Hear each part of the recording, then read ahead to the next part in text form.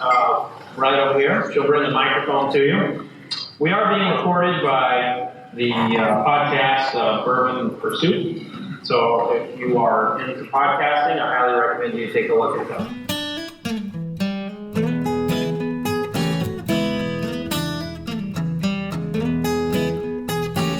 Hey everyone, so I'm a little late putting out this because I had a few messages of people saying, well, when's going to be the next podcast?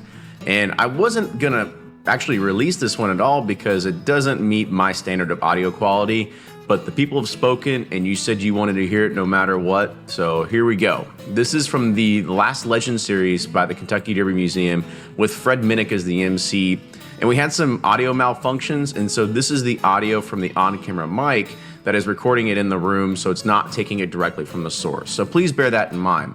I did try cleaning up as much as I could, but consider this a one-off. I promise only better audio from here on out. I want to send a special thank you again to the Kentucky Derby Museum for partnering with us to be able to bring you this content.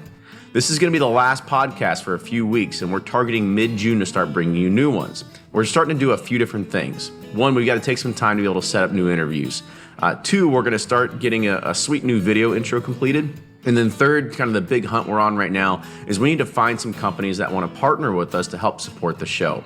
So if you work at or maybe own a company that can use targeted advertisements for this type of demographic, please send me an email. It's the duo, THEDUO at bourbonpursuit.com. Enjoy this week's episode. Ed Bly and Rising Tide Spirits are back again with a new release of Old Stubborn Bourbon. And this release of Old Stubborn is a premium hand marriage of 10, 11, and 12-year cask strength, barely filtered pot still bourbon. It comes in at a staggering 123.8 proof. And the flavoring grain for this one, which the last one was wheated, but this time it's now rye. Rich, sweet, and bold with a long finish that's sure to be another eye-opener. You can order online at Sealbox or thebourbonconcierge.com. And you can even purchase in person at Revival Vintage Spirits, and even now with very few select stores in Kentucky. You can get it now while you can, but be sure to do it because it's not going to last long. Play Whiskey Wednesday, Round 11, the memory game. Until June 26, each week you can win one of our 12 incredible grand prizes. Select $2 at checkout. And if they match on drawing night, you'll win that bottle. Not a match? No worries. You still score a Weller 12-year. Every $5 ticket gives you 5 chances to win, including 4 weekly bonus prizes. Get your tickets now at give270.org. Charitable Gaming License ORG 0002703. Always find what you love at Total Wine & More. With so many great bottles to choose from at the lowest price, it's easy to find your favorite Cabernet or a new single-barrel bourbon to try with some help from one of their friendly guides. And with every bottle comes the confidence of knowing you just found something amazing. With the lowest prices for over 30 years, find what you love and love what you find only at Total Wine & More. Curbside pickup and delivery available in most areas. Visit TotalWine.com to learn more. Spirits not sold in Virginia and North Carolina. Drink responsibly and be 21. Do you ever pour yourself a bourbon, swirl it around, and then start struggling to come up with tasting notes? And perhaps you're also looking for a good Father's Day gift idea. Well, you can now solve both with a kit from Knows Your Bourbon. And unlike other nosing kits on the market, Knows Your Bourbon kits feature real ingredients for the most authentic aromas. You can smell real Tahitian vanilla bean instead of some synthetic aroma that's just made from chemicals.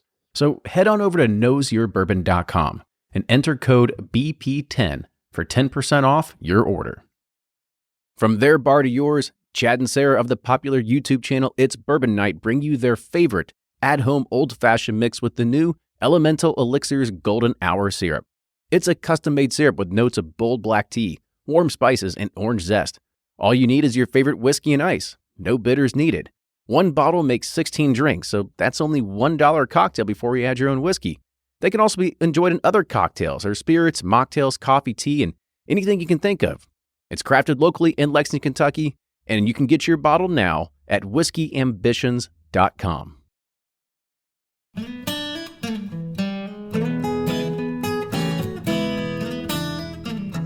For coming out. Right before we jump into it, I just want to talk to you a little bit about what's in front of you as far as tasting goes. So you do have 4 samples in front of you, and left to right, it is the Whiskey Row Series plus Birthday Bourbon. That's from the 2016 release. The Whiskey Row Series, of course, is our craft extension, if you will. These are very, very smaller batches other than the parent brand. So these are very fine-tuned flavor profiles. Lower filtration on those, of course, with much better mouthfeel, very rich. Oh, hey, thank you. But we're going to go in chronological order, and Fred is going to lead that tasting. I'm leaving you in good hands with that. I trust his palate just a little bit. But 1870, of course, being the year that Old Forester was established by George Garvin Brown. 1897, the Bottled and Bond Act. And then 1920, of course, was the start of Prohibition countrywide. And Old Forester had a really special place then. But I know they're going to get into further details about those. I just wanted to introduce those for you. And I think I heard we're good to go. So we found a little bit of extra birthday bourbon. So we're going to be coming around pouring you more in your glass.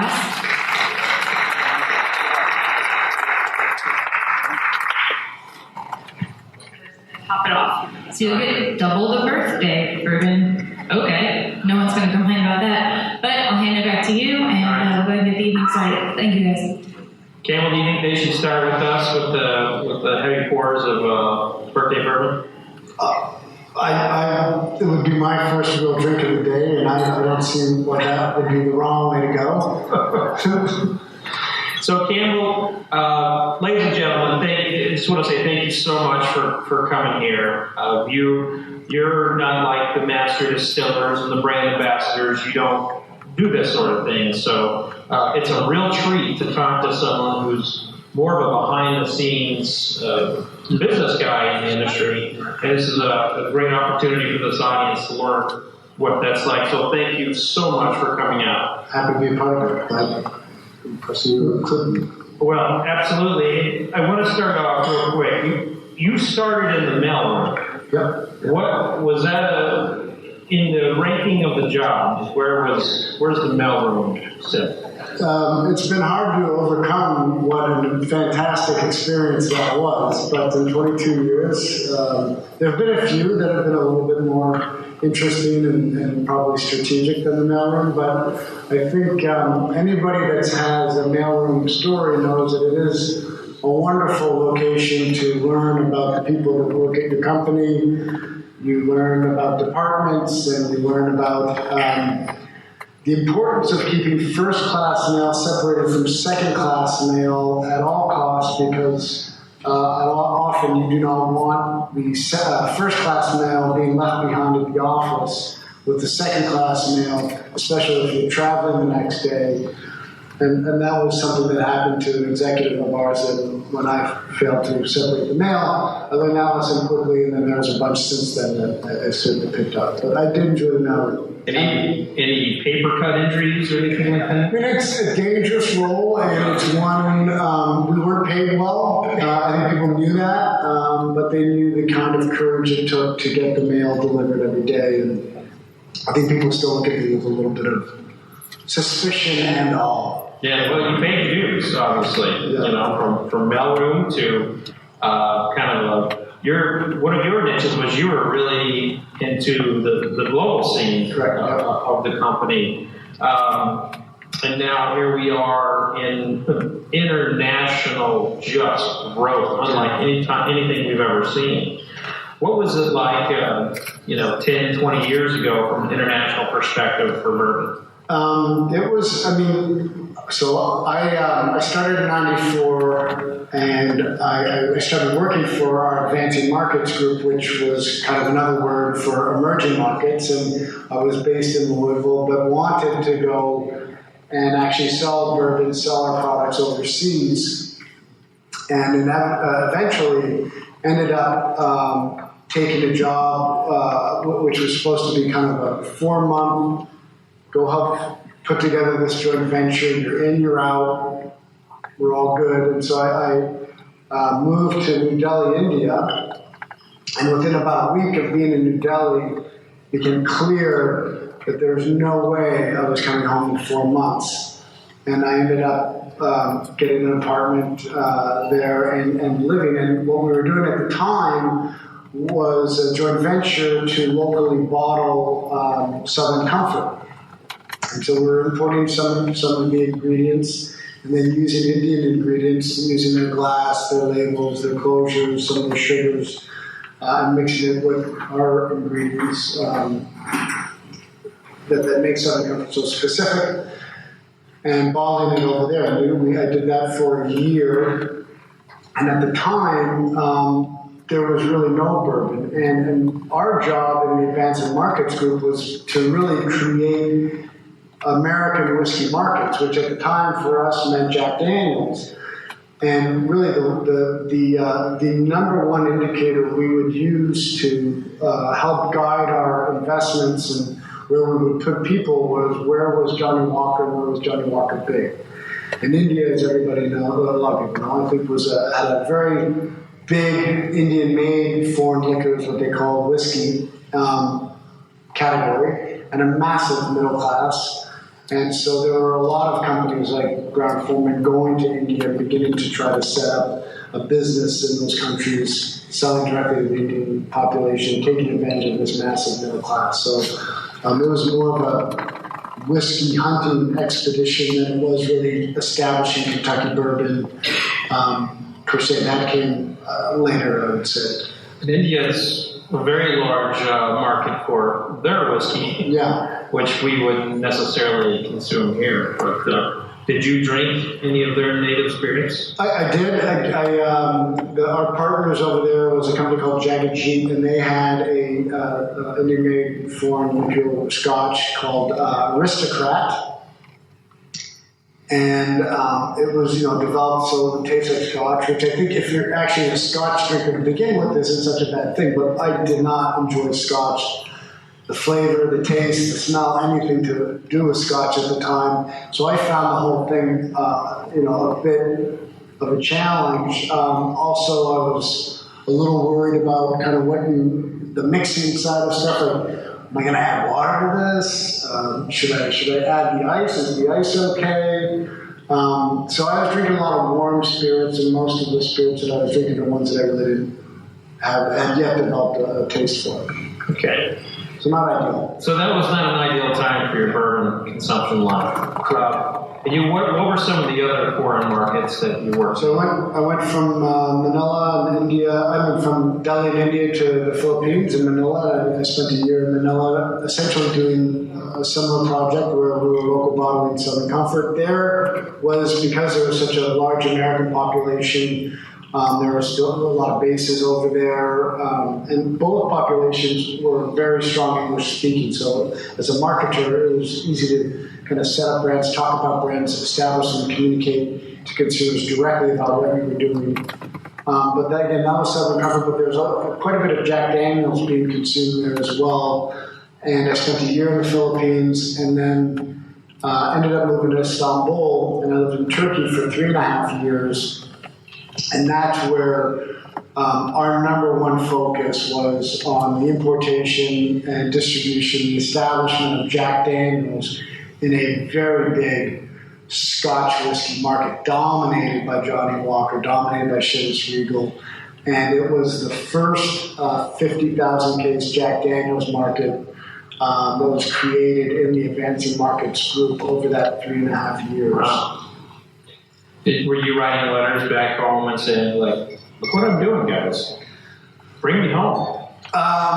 Yeah, I mean, there was always that bring me home moment. But I loved it. I mean, they dragged me out of Turkey, and I left India in tears. I mean, it was just such an emotional experience, and you're young, and you meet people, and you're doing these very interesting jobs, and so they all have a very special place. So I like being there. The funniest thing was, you know Mac Brown. Mm-hmm. So Mac and his entire family, which I think is like 90% of the Brown family, they came to Turkey with Robbie Brown, his dad, and his mom. And it was a big trip, and we did not have Old Forester in Turkey.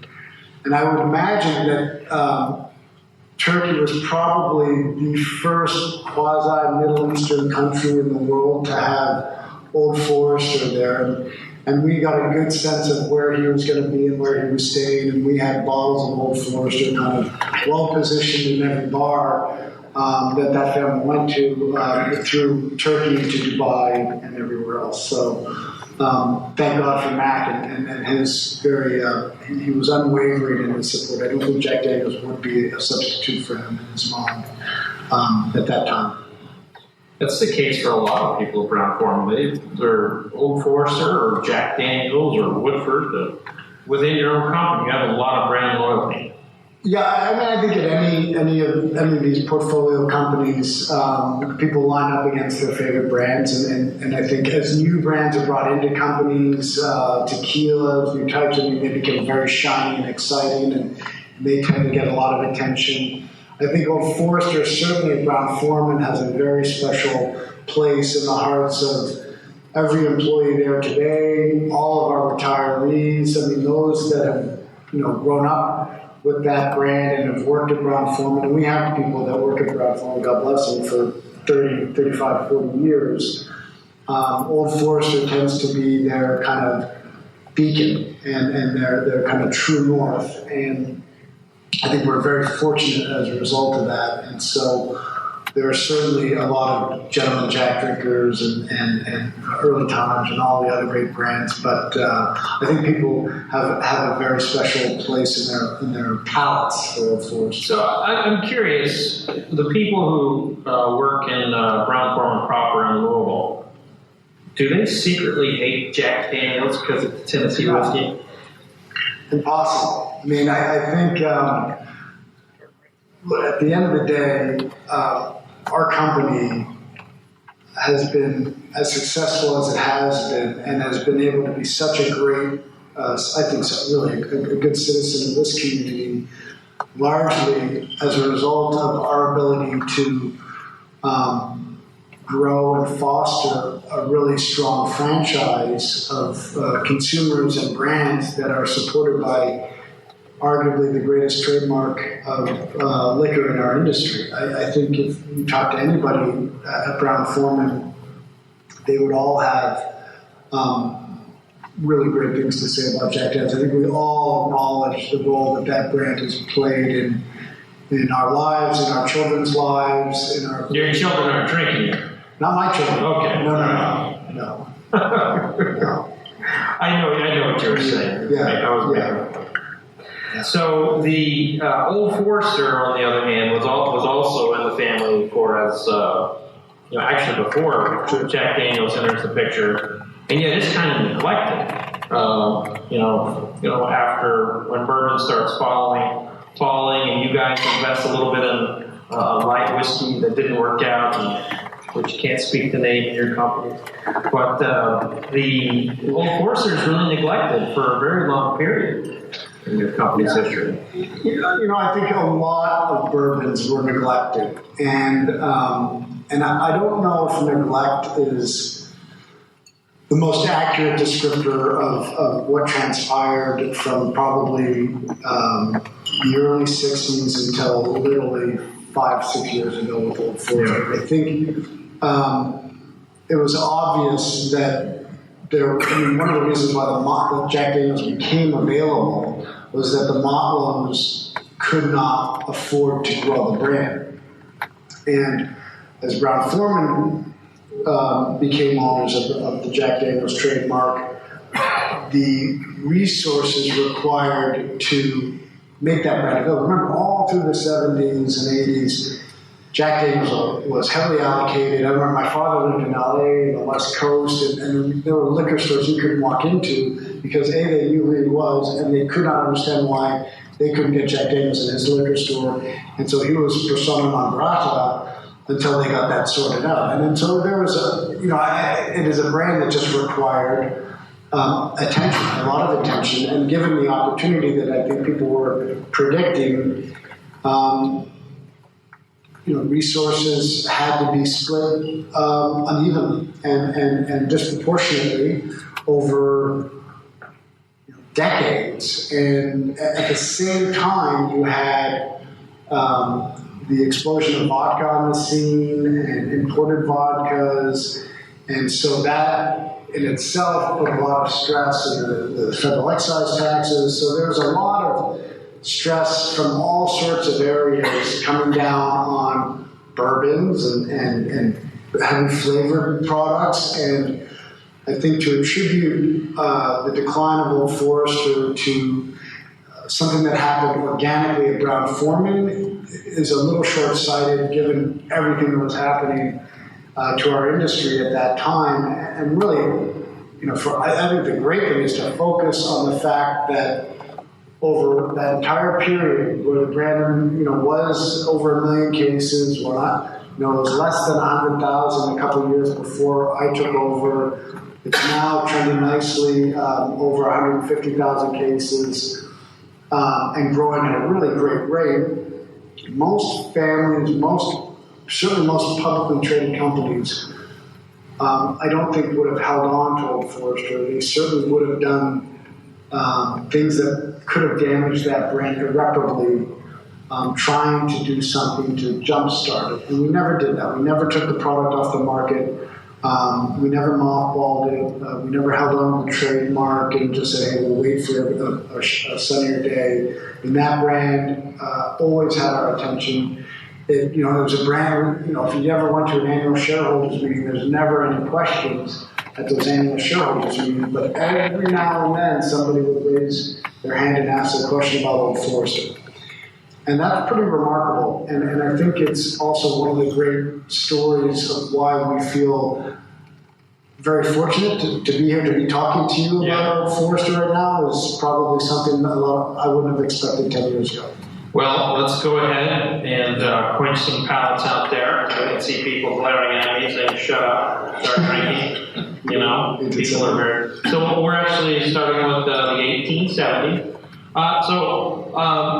When this came out, this is the one that was initially blended by Marianne Barnes, correct? When it first came out.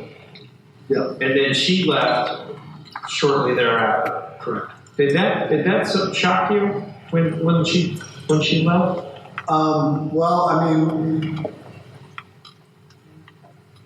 I think we have a lot of talented people at our company. I think, and we talk about millennials too.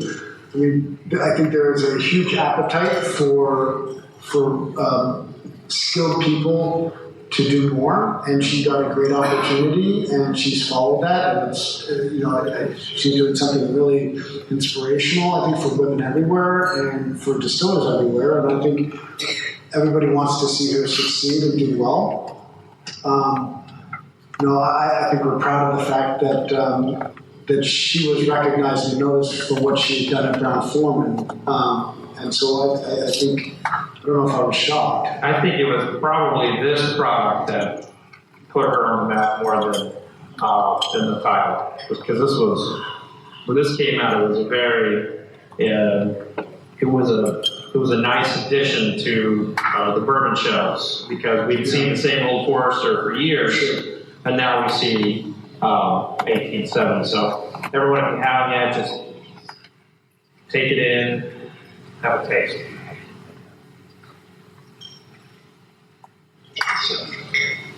So the idea to come up with this craft series, what was the strategy behind this new packaging, this new labeling? It's basically this entirely new series for a brand that had just been been basically two products for a long time. Well, yeah, I think that there was a level of anticipation around the category and the role that craft could play. We had seen some brands come onto the scene that were, coming out of nowhere, kind of on scratch with these interesting stories. And, we had a brand, Old Forester, that has lived in the market for years through a number of very important milestones in our industry. And people have always said, it is such a great quality product and it's at such a great price. And so if you have kind of the fundamentals right on the brand, are there things that you can do to provide consumers with a different expression of what they've become used to? And we certainly wanted to go explore our history, some of the processes that have been employed in the past, and look for ways in which we could extend the brand, but in a way that felt good to Old Forester, and that was really following our timeline and following history, and that's kind of what led to it. And Chris and the production team, they all have a real affinity and I think a lot of respect for the whiskey making process and how it's developed and evolved over time. And so this was a way to explore that a little bit. I have a question for you that I think a lot of people in the audience will appreciate. You mentioned pricing, and a lot of us do not understand why there's one bottle on the shelf that's 4 to 6 years old, and it's $85. Yeah. And 1920 I can buy for I think $50 right now. Explain to me how you're able to price, or explain to me the pricing strategies and how people even determine the price of a bottle of bourbon on a shelf. People play into that at times. And frankly, it's, it is a supply and demand equation, but I think as well, there's levers to pull with respect to availability. How fast do you want to grow in Canada? How fast do you want to go in France and Germany? And those are kind of the debates that we have internally about what we're able to, what we think we should do with the product that we have available to put in bottles. Just don't increase the price in 1920. We'll be marching on Washington. Okay. If you do that. As long as you don't want picket signs and getting some awareness out there. We'll have picket signs and all sorts of stuff. And politics run deep in your family, so. We're not going there. Yeah. Oh, I'm not going into politics. I promise. But I do want to say on pricing.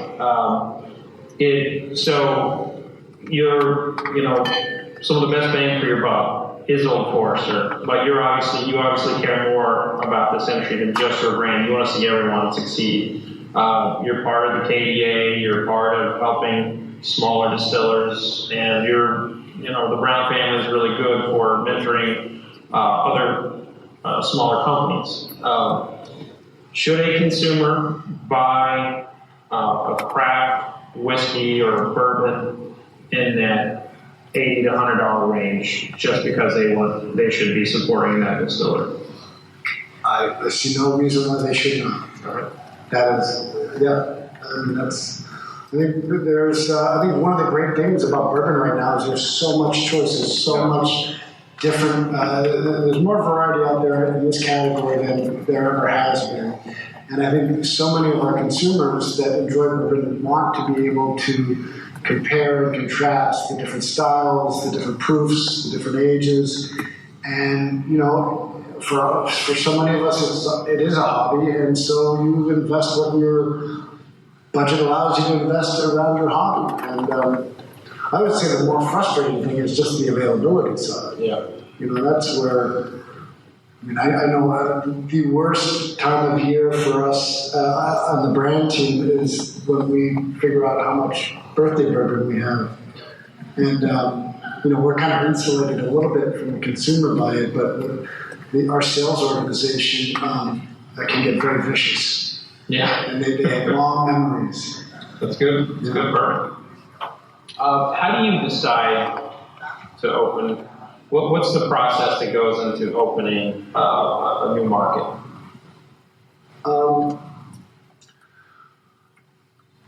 First of all, is availability. Do we have product? I think, and I'll go back to Jack Daniels. Jack Daniels has been a wonderful bright light that we can follow to help us. It's created relationships, it's created awareness around American products and tastes and flavors, and so that's often a good sign. We will often look to the bartenders in those markets and see where they're going and what they're doing with their cocktail culture. Ultimately, especially Australia is an easy one because there's so much bourbon has been available there for decades, and you want to be a part of that. But they've also had very, very high taxes and barriers to entry that don't allow for explosive growth. It's really a slow burning process there. But you look for demand, and you look for where, we have people now in all of these markets, and they've created their own bourbon and whiskey strategies, and ultimately they're the ones that come to us and say, we're ready for Old Forester. We've got a great whiskey strategy. We think that this brand really allows us and our sales organization to tell a whiskey story that nobody else can tell. Diageo can't tell this story. Pernod Ricard can't tell this story. But with Old Forester, we can tell this authentic, generational story that we believe can help us sell all of our whiskeys. Speaking of stories, let's go to 1897. Okay. The Whiskey Row 1897, and what is probably one of the greatest pieces of congressional legislation in our country's history, the Bottle and Bond Act, that celebrates it.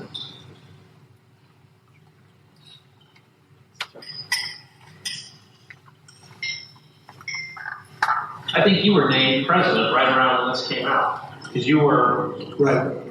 This series started before you did. took No. You've they made it very easy for me to come to this job. They did all the hard work, right? Yeah, they really you've done exceptional things, but not long after you take the helm, you have a tragedy. The fire in downtown. What was that like? That was not good. It was one of those things where I was sitting in my office. It was towards the end of the day. I think it was even a Friday or something. And one of my friends who worked up on the 5th floor there with Paul and the gang calls me and he's like, "Hey, a buddy of mine who works one of the law firms called me. He says Whiskey Row's on fire." I haven't heard anything like that. He says there's smoke coming up from Whiskey Row. So I'm like, it's a whole row. Like, where on Whiskey Row is the smoke coming? And then you turn on your TV, and I think they had a helicopter up there already, and they had a live feed, and there was so much smoke. You had no idea where the fire was, and my heart sank. I called Mike Beach, who's doing the project. You're like, do I go down there? What can I do? And I'd been, to your point, I'd been in this job for just a few months. And so then you start getting phone calls, and I went down there for a second, and it was chaos. But we, knew that it was still staying away from our buildings, but you didn't have an appreciation for how long it would go on for, and kind of the damage, and it was pretty brutal. But miraculously, nobody was injured. Nobody was died in the process.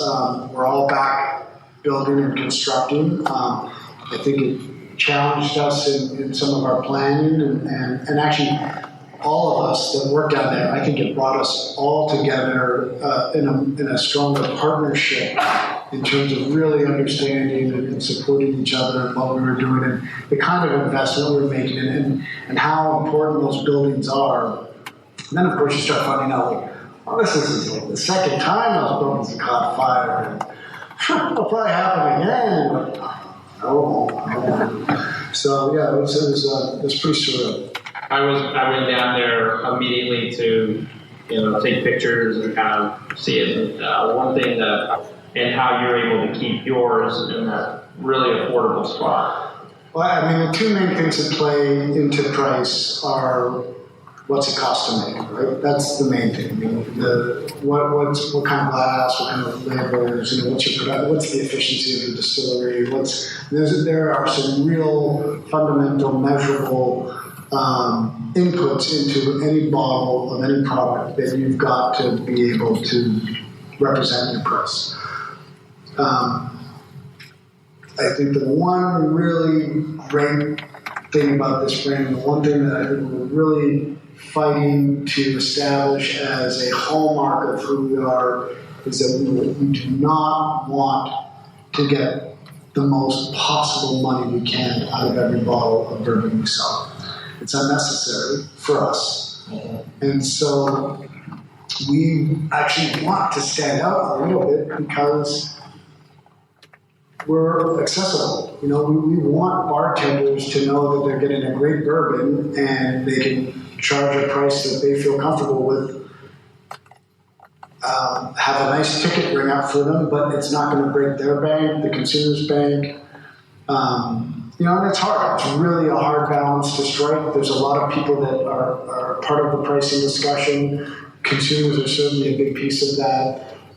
Distributor, retail, wholesale partners, retailers, and so you're constantly looking at it. And the other piece is that you can't control all of your inputs. You can't control corn prices from day to day, or wood, or your access to certain grains, or some disaster done.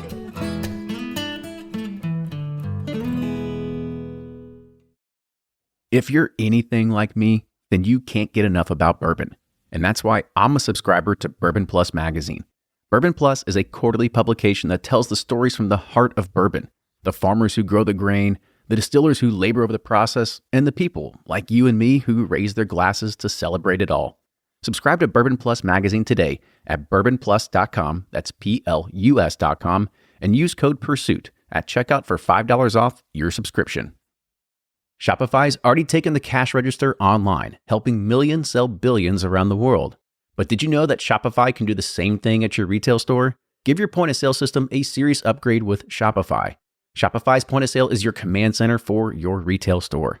From accepting payments to managing inventory, Shopify has everything you need to sell in person.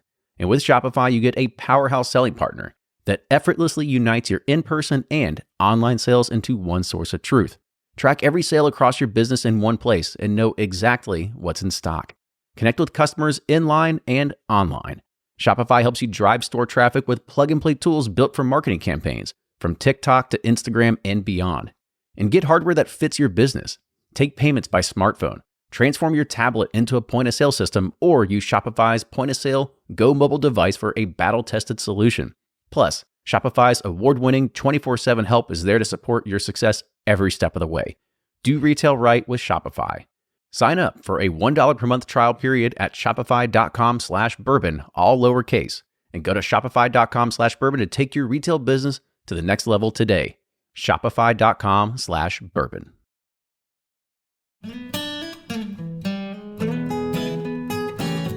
So what we've seen, I was really impressed by, was the firemen. Yeah. We have some amazing firemen. Yeah, no doubt. Did you have interactions with the fire chief? Or? We did, yeah. I think we had two. Well, when we actually did an official groundbreaking, it was around our shareholders meeting in July. We invited the chief down and a lot of the first responders that were there that day. Recognized their work. Paul did, myself, Garvin, our chairman. And then we even had we hosted a lunch and another recognition point for all of the first responders and firemen down there, I think a couple months later. So we've certainly, had an opportunity to kind of look them in the eye and thank them for their efforts and kind of the brave steps that they took and the measures they took to save those buildings. And what caused it? Well, I mean, I'm not entirely sure. I think it was one of these, there was work going on. I just started down there, and I think people left for the day, and either a spark or a tool was still kind of hot, and it just one of those crazy, unfortunate accidents. Yeah. Well, thank God everyone's all right. One of the things that you all did was you saved the brick. You saved the facade. I mean, wouldn't it have been just cheaper to let it tumble and rebuild? Yeah, and I think that debate had happened a few years before, and so everybody that was a part of this process knew that wasn't going to be an option, and frankly, we had the engineers down there. We all had the capabilities to to look at it a little bit differently than somebody that's really dependent on more real estate transactional values, and so that wasn't a consideration. As we wanted. I mean, look, my great-great-grandfather had office in that building at the turn of the century, and one of the reasons why we were so excited about acquiring it was the fact that we would be able to extend the story, and so pulling those bricks apart, tearing it down, really never fit into any of our vision. That'd be like tearing your soul out a little bit. Yeah, I mean, it would have been pretty tragic. Your family and what it has done for Louisville is amazing, and what it's done for Bourbon is amazing. I mean, you have your Louisville royalty and your Bourbon royalty. What's it like being a Brown? Well, I actually grew up in Montreal. My mother's Canadian, a long line of Caseys from Ireland. And while I was born in Louisville, I grew up in Canada. And so it's interesting. I mean, I was ambivalent to a lot of the stuff that I'm now deeply familiar with. And pretty proud of. I think we've had great leaders within our family that have made a point to help our communities and the people that live in our communities to even do some of the stuff that may be, whether it's in the arts or education or parks, it doesn't always kind of roll off the tip of the tongue as, this is critical to our city. But in the long term, our family, one great thing is that we really are long-term thinkers, is that those areas are fundamental to a thriving city and a thriving community, and they attract other, community participants. I think more and more companies have to take a bigger role in how our communities talk to each other, how we associate with each other, what does the agenda need to look like in Louisville or in Kentucky, if we can play a role there to at least, provide for the discussion and debate and everything else. I think that's what makes people really, whether they're doing it financially or intellectually or with their time, it makes a vibrant city. And I think folks like Elsie Brown is a great example of someone that just loved the city, loved what the city had done for our family, for our business, and to not be able to give back in some form, I think would be absolutely against anything he or anyone ever really stood for. I have read George Garvin Brown's memoir, and I've read memos of Brown Foreman throughout your company's history. And the language and the voice, what appears to be the culture, has always been the same. And that's fascinating to me. What is the Brown Foreman culture? I think the interesting thing about Brown Foreman, why we've got a lot of employees that have been a part of our company, and we've been a part of their lives for decades, is that there is a family presence there. And I think that provides some continuity. You can actually see some of the people that own the company in the hallways. You can hold us accountable. I think the culture really today is established as broadly by our employee base as it is by any family member. And I think we all just believe in the ideas of integrity and respect and trust. There is we're just an active group of people. We've got these employee resource groups now that allow employees to come together that are African American or female leaders in the company or just new female employees or LGBT or non-drinkers or people like me. I'm like almost 50, so I've got a group now, thank God. And so, it's just, I think there's just been that kind of, and a lot of companies are doing it too. I think there is a bit of a gap that companies need to fill, and we're seeing that happen, which is great. Where's your office now? Are you on the Dixie Highway, or are you? I'm down at Dixie Highway. When this opens up, they'll never see me again. I will be down Whiskey Row. Yeah. No, I hope I'm down on Whiskey Row, and that's where I'd like to be. Do you hope to stay with Old Forester for the rest of your career, or will they call you up for something else? It's funny. I've had a number of jobs. I'm like, okay, this is it. This is great. I'm good. You don't want another job. I'm fine. And they're like, hey, how would you like to be president of Forester? What does that mean? And so, I'm very happy with where I am, who I get to work with, what we're doing with the brand. I spend more time in Louisville, which means I spend more time with my family. So, I'm pretty content. I've joined our board recently, and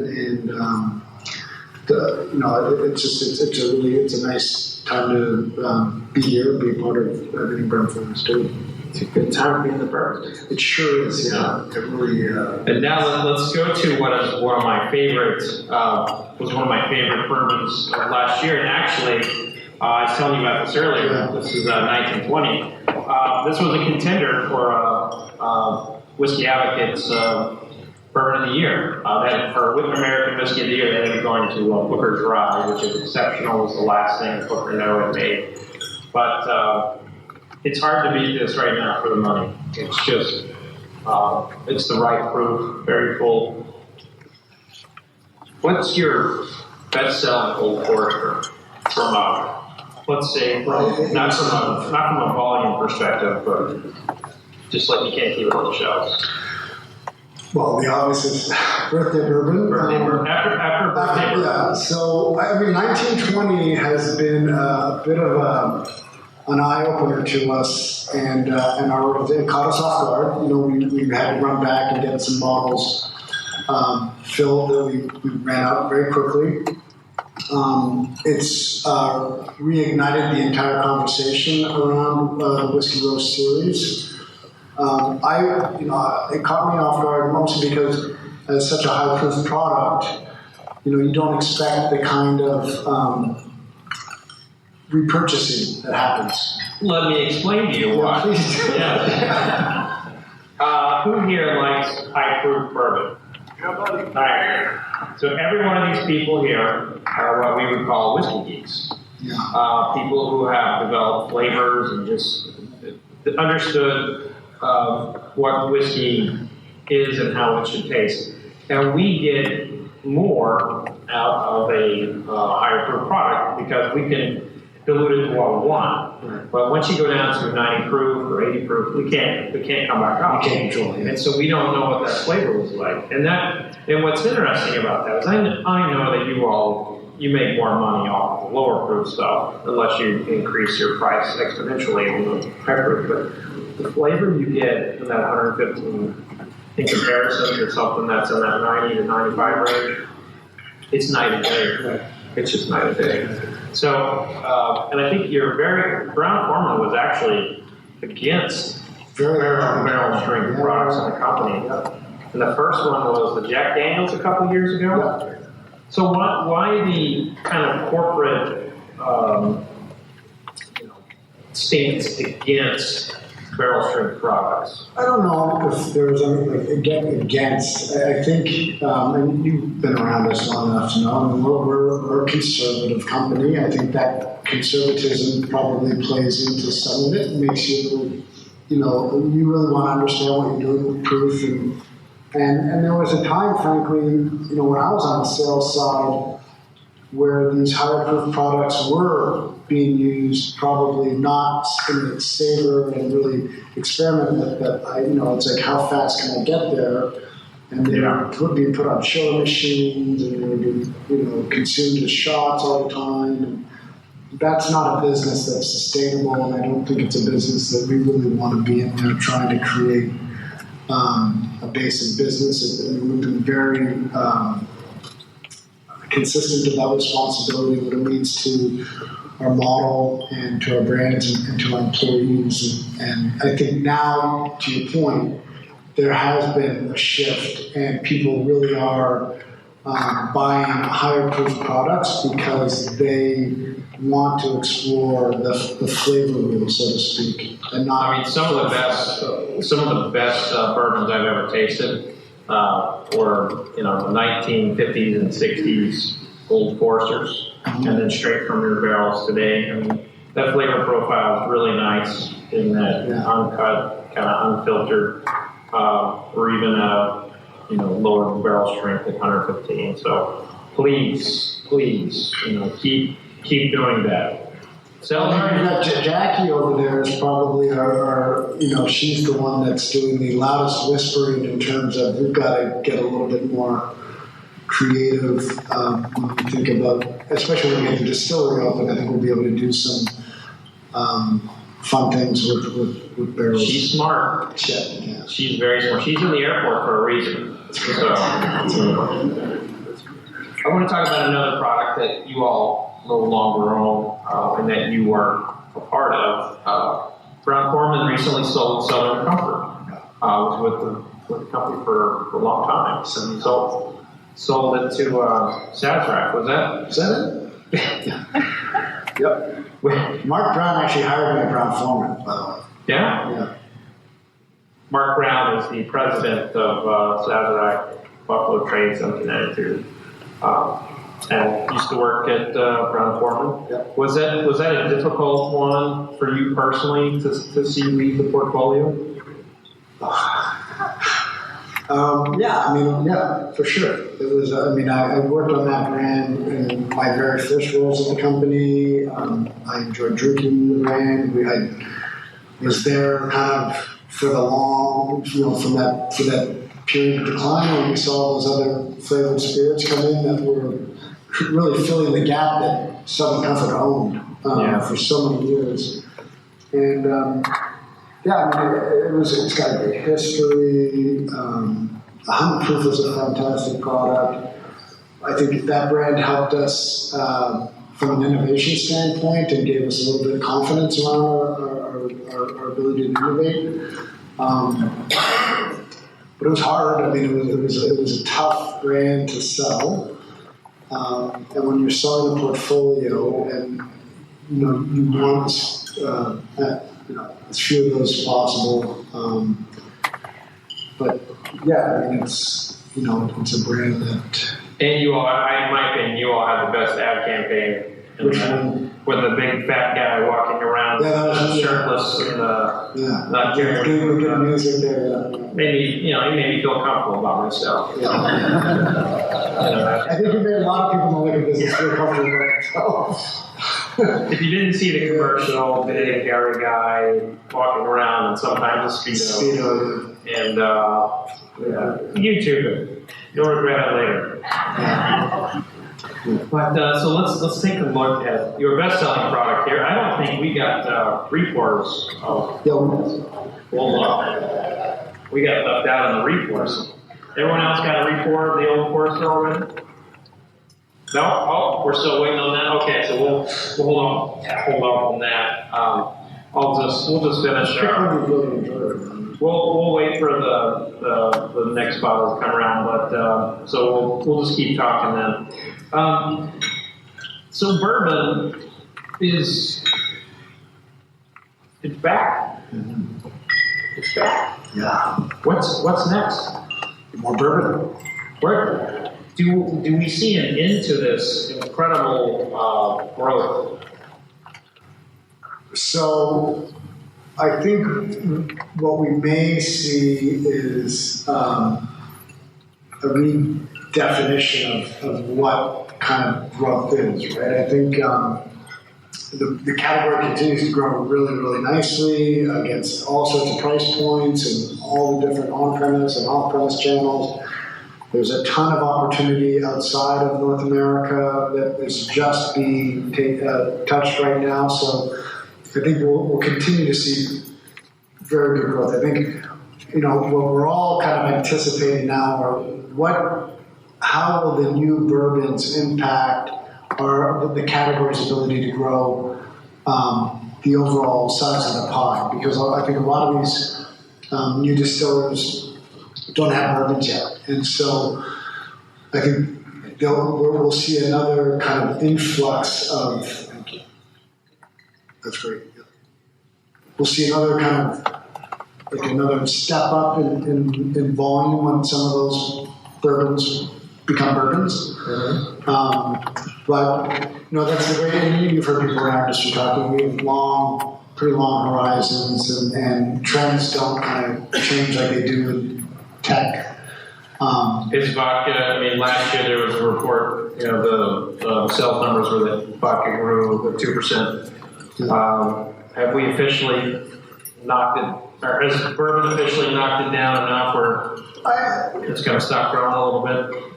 I think vodka will continue to grow. I think that they're also doing some neat, innovative things that are less flavor-driven and more just kind of processed. Obviously, being vodka, they can't be flavor-driven. How much can you do? Yeah. I think gin is another area that's getting a lot of attention right now. I think rums are an exciting area to be in. Again, what's happening with the rye category is really exciting. We may see some more wheated kind of American style bourbons. Mm-hmm. Irish whiskeys. I think just the overall whiskey world is a great place to be in. Bourbon is getting the majority of the attention. I think will continue to for quite some time. Again, it's like anything. As we've seen the growth on Old Forester kind of take flight in Washington State and California and Arizona, it's impressive and it's growing fast. And those are parts of the country that were not bourbon centric in pre 1980. Right. So one category that people always bring up for bourbon's regrowth is flavored whiskey. It seems like that's plateaued out a little bit. We're not getting as many new flavored products as we used to. Has flavored whiskey ran its course? Yeah. I'm probably not the best person to talk to at Brown-Forman about flavored whiskeys. I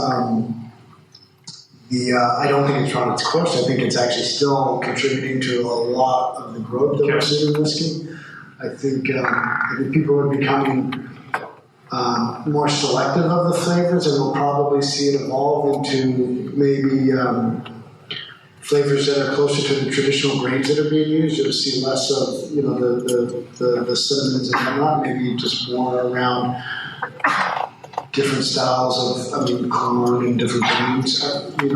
That to me seems like a logical place. I feel like we play with flavor on Old Forester all the time, but we don't get any credit for it because we're not, adding a cinnamon or a honey or something. Actually, no, you're going to be praised for that. For not adding anything. Seriously. To me, the best flavored bourbon out there is the one that's just a barrel. And this flavored whiskey category, my opinion, is bad for Americans. You and I are just outside that target demographic. Yeah. Not much. Yeah. So maybe when I was in a fraternity, back in college, I was doing something like that. Not anymore. No. So let's taste a good bourbon flavored bourbon, and the Old Forester birthday bourbon. I assume everyone's got their re-pour now. Sometimes with these older bourbons, when they sit out too long, a little bit evaporates and it gets a little milky color. But the old Forester birthday bourbon is really one of those where every year people go nuts for it. They go absolutely nuts for it. So enjoy this pork, and if you can't find it, do you have a favorite or not? Of the birthday bourbons? We did this thing in New York over, when was that? September. I had my jaw wired shut. So I had to do it all through a straw. But I participated. And we had 16 of the birthday bourbons out there. And I thought like the 07, I think that was the one that really struck me. And I like this, the one from last year. Is this the 100 proof? That was 2 years ago. I think this was probably my favorite in the last few years, too. Very nice. Can we be expecting any new line extensions from Old Forester? Yes, you can. Awesome. What are they? I can't tell you. They're going to be great. Will we see age statements? Or, you know...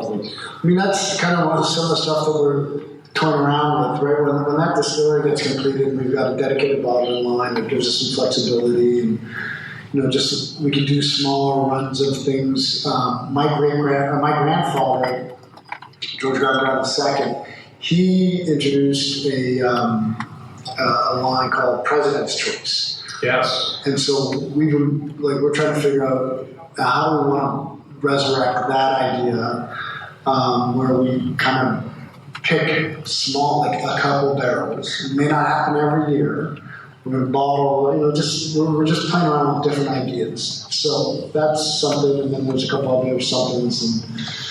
And then we're kind of approaching Brown Forman's 150th anniversary. Mm-hmm. We'll do, I imagine we'll do something around that. I don't know, that may be really low availability. But actually, well, I'm sure everybody would love to find out. Yeah. So there'll be we're really pleased with what's happening with Whiskey Row and how people are reacting to it, and I think it's fun for our folks. Will everything stay bourbon, or will you try a rye or a malt or anything like that? I think it's a good idea. Yeah.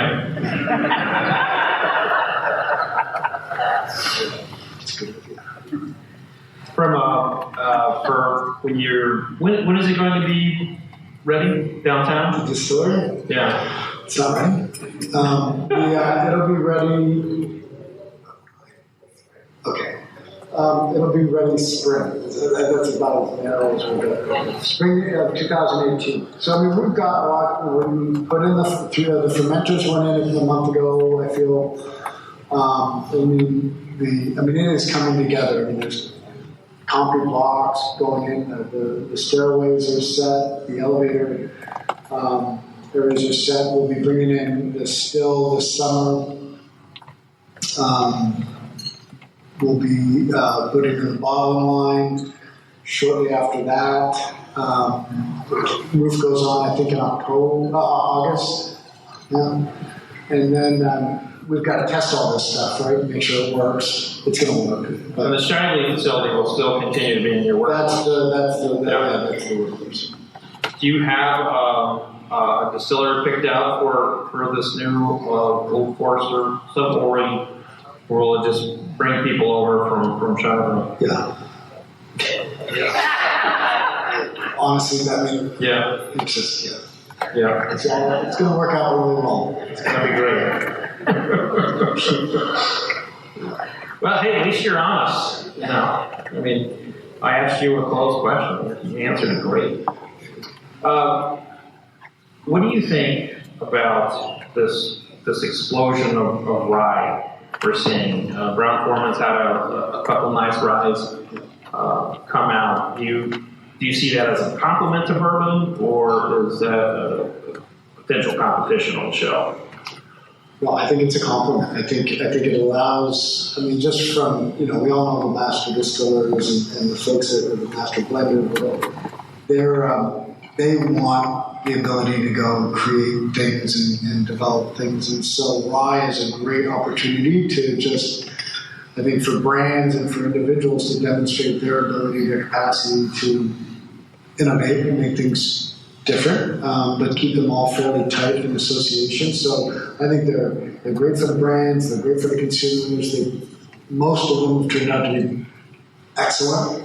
As part Canadian, rye has got a unique spot in that kind of that culture, and I think these are far superior ryes than some of the ryes that were available in the 70s in Ontario and Quebec. Yeah.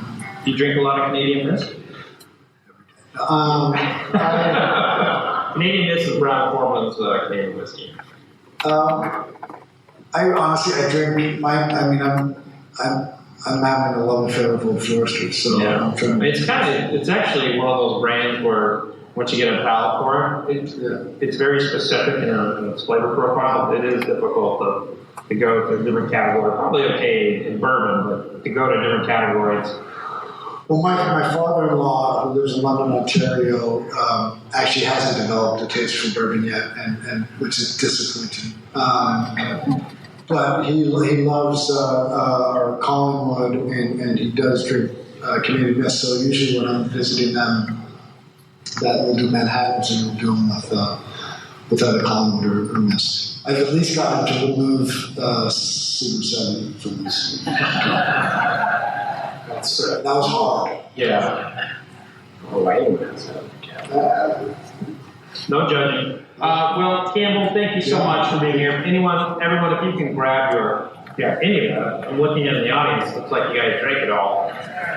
But if you have any left, from Canada to the mailroom, to India, to the presidency of probably the most historic bourbon brand we have on the shelf right now.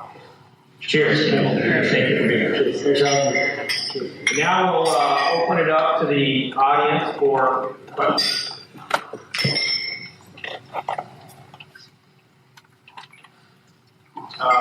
Right over here. She'll bring the microphone to you. We are being recorded by the podcast Bourbon Pursuit. So if you are into podcasting, I highly recommend you take a look at them. Listen later. Hey, how are you? Question. I know that Japan is big in the bourbon world. Do you guys have any bourbons that are specific just to Japan? I know that Four Roses does, and you can't get it anywhere here in the States. Do you guys have anything like that? Yeah, we do. Early Times is a bourbon in Japan.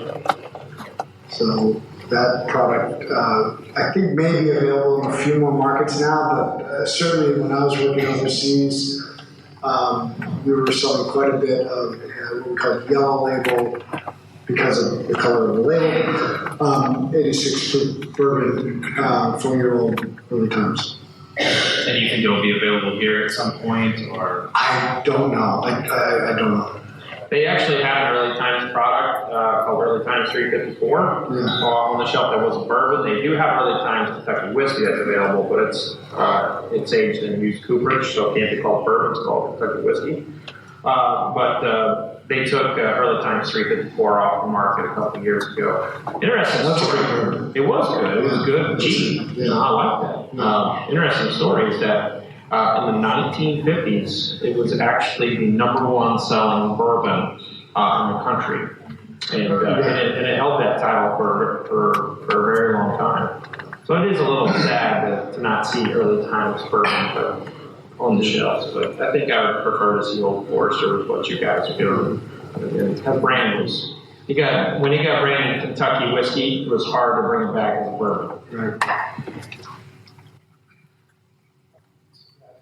Just wanted to ask you what you think the key factor that gives Old Forester its unique flavor. What creates that profile? Well, I think what we talk about the most is the balance that the brand has, and that's why it's been so popular, especially the last 4 or 5 years, as behind the bar for professional bartenders. I've got to believe that the barrels that we make at Balfour Cooperage play a pretty significant role in the end product's flavor. clearly got a good mash bill. But I think because it is such a well-balanced bourbon, it's hard to isolate one particular aspect of the process, whether it's fermentation days or the proof. It really is a good combination, but I always kind of come back to the cooperages and the wood we're sitting in it. Jackie may have. I was going to say your yeasts, they have a lot of when someone starts a distillery, the first thing they do is they send headhunters in to try and steal people from Brown Foreman. The distilling talent they have there is exceptional. Yes, sir. I've been in restaurants in Louisville when the restaurant might take advantage of the price point, and I've had it so many times. I know that what the range is. You all ever step into the distributor or someone to approach a restaurant or a company and say, "Hey, it's gotten back to us. You're charging way over the price that we suggest that you sell it for, and it makes us all look bad." Has that ever happened? I mean, in Louisville, there are so many people that are familiar with the brand and what they buy it for, and whether they're employees of the company or lifelong drinkers of one of our brands. I think that there's a natural check in place here, but we just can't play that role. I mean, this is we set a price. We set a fair price. We have a recommended retail price. We ask people to not meet that. But the competition that is occurring today at the retail level is so robust that you do lose your ability to influence those choices. I think it's also, there's some legal issues too with what they're able to do. If there is someone price gouging, they can't really do anything. Once they sell it to the distributor, because that's how it works in this country, is that the manufacturers of alcoholic spirits, or even fermented alcohol, they sell it to a distributor who then owns it. So the distiller or the brewer no longer has any control over it. They can pipeline marketing dollars down. That's different. But the distributor is the one who would have to make that comment anyway. And I'm not sure it's legal in Kentucky for anyone to dictate what a retailer or restaurant can do. Earlier today, we visited the cooperage in Lebanon, Kentucky, and found it to be totally fascinating. So, could you at least tell us where you get your wood? Well, we own our own cooperage. We have two cooperages. One here. No, we couldn't. We have tours, and then there's one down in Alabama that really does a lot of Jack Daniel's stuff. We also own our own mills, and the wood comes from all over the place. And then we've got folks out there that are pretty specific in what they're looking for, and I think that there's a lot of white oak, fortunately, out there, and I think because of the large swath of forestry that it's found in, we may be getting it as far north as kind of Minnesota and then down south towards the top of Georgia. All right, we have time for one more question, and then from there, we're going to watch The Greatest Race. Does anyone else have a question? Oh, right here. This will be our final question. Yeah, just curious, where are you targeting, globally outside of the U.S. at this point? I've still got a lot of family in Canada, so I'd like to get more of a forester in Quebec and Ontario and BC and stuff like that. So we were certainly looking up in Canada. I was in the UK this week, and we've got a nice basic business that's taking root there. And Australia's an important market for us. And at this stage, those are really, that's where we're kind of limiting our focus to. I think we'll look. We'd like to get something going in Asia, and certainly duty-free, global duty-free is an area that we're really interested in, especially with this whiskey road stuff.